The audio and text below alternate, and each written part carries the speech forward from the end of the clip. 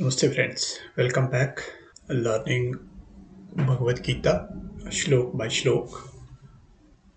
So we are on shlok 2.42 today. That's chapter 2.42 shlok. Here is a mool shlok. इमाम् पुष्पिताम् वाचम् प्रवदन्त्य विपश्चितः वेदवादरताः Partha नान्यदस्तीति वादिनः. So let's go to the explanation and the actual understandable meaning of the shlok. The ordinary people actually they have been given certain ways, ritualistic ways like dharmic rituals, Dharmik Karm Kaand, following which they can lead a better life. They can be divided of the vices and the misdeeds. They can be a better member of the society by following various rituals and Dharmik Karm Kaand. Ordinary people, they are given this way in Vedas or to go to heaven. And it is said that if you follow these Karm Kaand, the sacrifices and all those uh, rituals and the rites, dharmic karm kand, so you go to heaven. And what you attain? You go to heaven only for a certain period of time until you just exhaust your. Like in Hinduism, it is said that whatever your karma is, you get the fruits of that. Innate vices present in the humans. So, out of those many vices, you did not perform one vice, or you just got rid of one vice, one bad karma. So, you will be assigned a certain period of time to be spent in heaven. But if you are able to get rid of certain more vices, certain more bad karma, you will be having more time to be spent in heaven. After that, you again have to come back to this earth and again have to like go through the same processes of this world, the cycle of birth and rebirth that continues. So that's for the ordinary people. For the people who are rishis and who are yogis, mahatmas, they are just above this. They try to attain moksha. And how do you attain that? That is also mentioned in Vedas. That portion of the Vedas where attaining moksha is how to attain freedom from the cycle of rebirths, Aranakyas and Upanishads. That portion is called the Gyan Kaand. And Shri Krishna is putting more stress on Gyan Kaand of Upanishads. How to lead a life of a better human by just becoming an ordinary person, but a better part of the society. So for them, Vedas mention the Karm Kaand. Arjun, being a Kshatriya, being a soldier, has been doing many goods in the society, has been hailing from a ruling family, so has been doing many good things. The next level is not only going to heaven but attaining the moksha. For that part he needs to be a jnani, a sage, a rishi, and for that he need to have a different kind of knowledge, that is the knowledge of the self.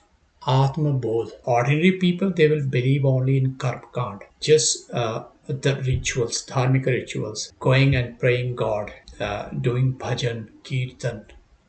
That's an important part of the life of an ordinary person. But when you have attained a certain level, you cross that ordinary level of the ordinary person. You need to be further more knowledgeable about the self so that you get liberated and you attain moksha.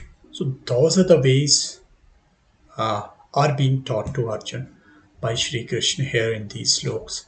So quickly we go to shlok 43 now. The next slok is Shlok 43. कामात्मानः स्वर्गपराः जन्म कर्म फलप्रदाम् क्रियाविशेषबहुलाम् भोगैश्वर्यगतिम् प्रति. As in previous shlok, that is 42, Bhagwan says the ordinary people they do their good karma just by following and by doing the dharmic rituals, Dharmik Karm Kaand. And that way they purify themselves, and as a reward for those good karmas, they go to heaven. So that's one part. And in heaven, they are like enjoy the heavenly and materialistic. In heaven, they will enjoy all the materialistic, the worldly pleasure. And here in this shlok, Bhagavan says that this makes a person, because here in this world also, whoever does bad karma, he is influenced by those same worldly pleasures which he intend to get after going to heaven after the death, and he is motivated to do the bad karma here on this earth to attain those worldly pleasures. You teach him the karma can't make him do good karma so that he is desiring for the worldly pleasures in heaven later on after his death. But that will not liberate him. That's not the way to final liberation. So this will give him another birth on this earth. Bhagwan has taught to Arjun. Going to Shlok 44. भोगैश्वर्यप्रसक्तानाम् तयापहृतचेतसाम् व्यवसायात्मिका बुद्धिः समाधौ न विधीयते. The commentary is those who cling to pleasure and power cannot have steadiness of mind. They cannot concentrate on or meditate. They are ever busy in planning projects for the acquisition of the wealth and power. Their minds are ever restless. They have no poised understanding. Arjun, you need to have a steady mind. And for steady mind and a decisive mind, you need to have dhyan yoga. But the person who is involved in acquiring wealth and like whose mind is planning to have, whether in this world or after his death in the heaven, his mind is just focused on having this worldly pleasures, and such minds, such people cannot be the decisive, and they cannot have steady minds, and they will always be trying to acquire, like they will have the minds of trying to acquire the wealth and power and to accumulate that, to preserve that. That's actually a common tendency of the people nowadays. What we do, we keep on acquiring, we have one car, we will buy another one, the bigger one. We have one house, one land, we'll try to acquire another one. So that's the nature of the human beings. And if they do it through karma, good actions, thinking that they will go to heaven if they just follow the karma kand part of Vedas, so they always have this thing in their mind, and they will not be like able to get rid of this, like acquiring the wealth and power in this world. And even after when they plan to go to heaven, they have the same kind of worldly pleasures in their mind.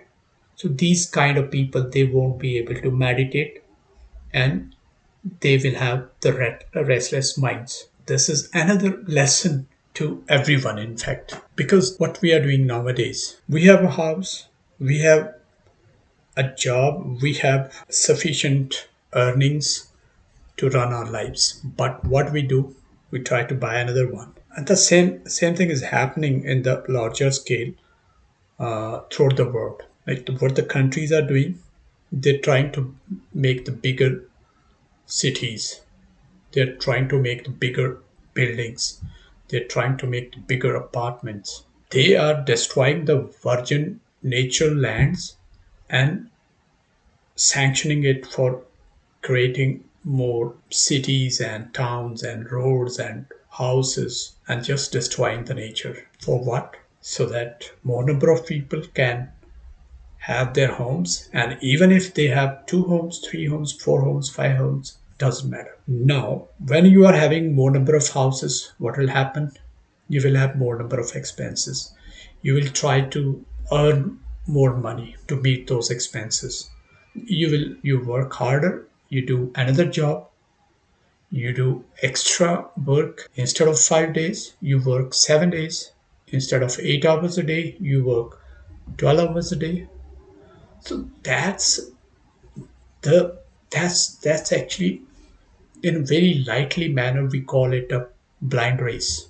But we do not think deeply about this, what's happening, because we are not led to think about this by the powers which are like the Western powers, just creating more and more wealth and worldly pleasures. To meet the expenses, to manage those expenses, you need to earn more. What's happening? You are not able to come out of that mesh.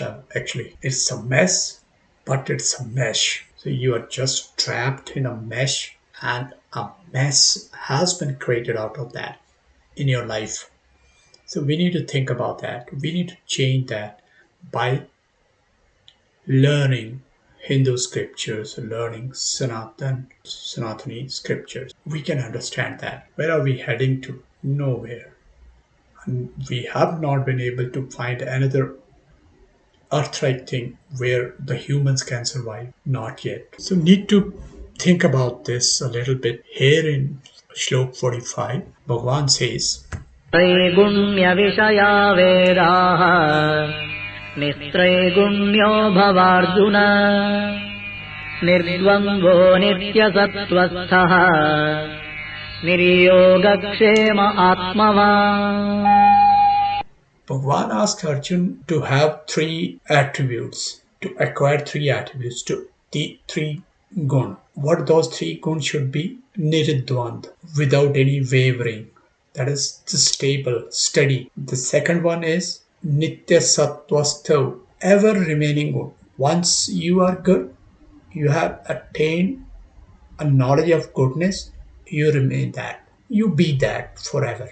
And then the third one is Niryogakshema Atmavan, free from acquiring and preserving. Acquire something, keep it, then acquire another thing, keep it, acquire another thing, keep it. Atmavan, know yourself, the ultimate self. So now he is again, like in certain statements, Arjun is taken through the complete journey of a lesson. His journey from an ordinary person who is just busy in his Dharmik Karm Kaand has been taken to another level, that is Gyan Kaand, and everything is mentioned in Vedas. Even those Karm Kaand, Dharmik Karm Kaand and the Gyan Kaand. For 46, let's go on to the Mool Shlok first.